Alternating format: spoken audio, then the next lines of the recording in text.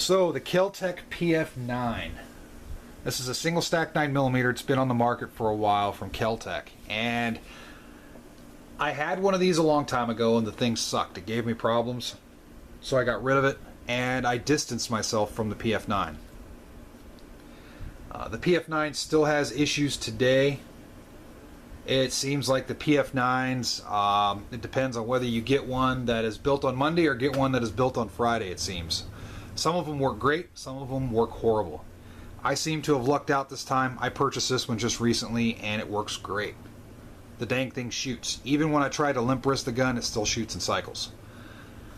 The PF9 is a gun that I like the design behind it. I've always wanted to like the PF9.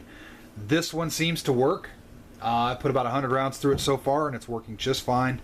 It's still very early in the process, so I can't give a complete good review on this particular gun yet because there are some issues that develop with the Kel-Tec with some of the PF9s as you get the round count higher and higher. Now, if I'm not mistaken, I think Kel-Tec claims a service life of about 5,000–6,000 rounds with these guns, so it's not a high service life at all.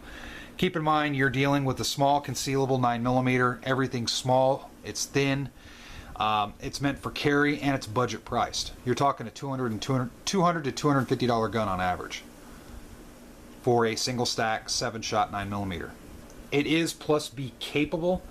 The plus P rounds, you can run them through, just not on a consistent basis. That's per Kel-Tec. If you read their manual, if you buy one of these guns, read it closely and you'll note that they say that in their manual.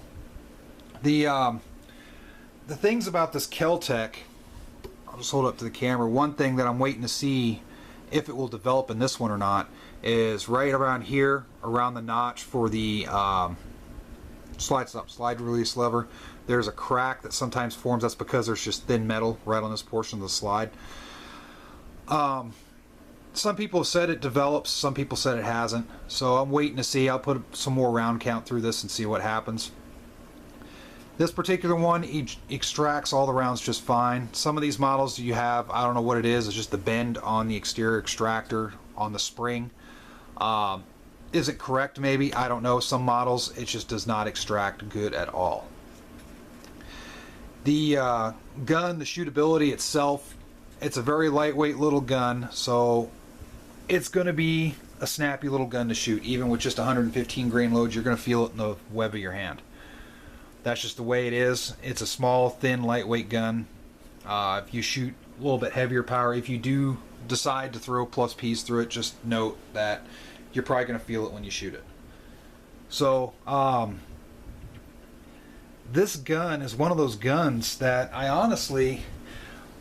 want to recommend to people, but I have to say, even though this one shoots good, and I'm liking this one, I really am. And honestly, if this continues to shoot good and no problems develop, I'll probably start carrying it. Especially in the summertime, I think this is a good concealed carry. If you're in shorts and a t-shirt or something like that, I think this will work really well. But I can't really recommend this to people yet because the quality control just doesn't seem to be there. You have a batch of good guns and you have a batch of bad guns. It almost seems like I don't know exactly how their process work, if they have different people that come in at different times of the week to put these things together. But either the people, there's variances in how they're put together, or there's just variances in how they're built. You know, the tolerances between the parts themselves, maybe inconsistencies in the quality control. I don't know. But it just seems to be kind of all over the board.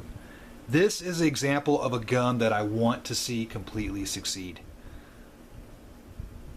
And I hope they get there. The PF9 is one of those little platforms that I think is great. I've always wanted to like the platform, and this particular gun right here, this one particular gun, I do like. The thing actually works, and it works well. And it's an accurate little shooter. Unfortunately, there's too many documented problems out there for me to recommend it. I don't want to be like Nothing Fancy and say, well, this is a good gun, you know, I recommend it. So I don't know if he still does. I know at one point he recommended the PF9. I can't do that. Because that's one thing to review on yourself. Like, I could go off a review of this gun right here and I could tell everybody this particular gun just works great. But I can't ignore all of the other problems that people have that are documented out there on forums and on everything. The Kel-Tec forum, there's documented problems with these guns. It is what it is. It's a cheap gun, kind of like high points. I consider this kind of like the next step up from a high point, honestly. So take that as you will. The gun itself, I want to say it's awesome, but I think if you're going to buy one of these, really take your time and go out to the range and put a lot of rounds through it. See how it goes for you. If your particular PF9 works good, then use it. Just like any other gun. If it works good, if it seems to be performing well, there's no issues, use it. Use it and be happy with it. With that said, I do have to honestly say, for a little bit more money, you can get yourself into a Smith & Wesson Shield, which is a much better subcompact 9mm than this. So that's something to think about. But if you're dead set on the PF9, just research the problems and issues that occur with these, just so that way you know what you're getting into. I mean, that's with any gun. Do your research. That's the great thing about the information age that we're in these days. It's all at our fingertips, so we can go whatever gun we want to get.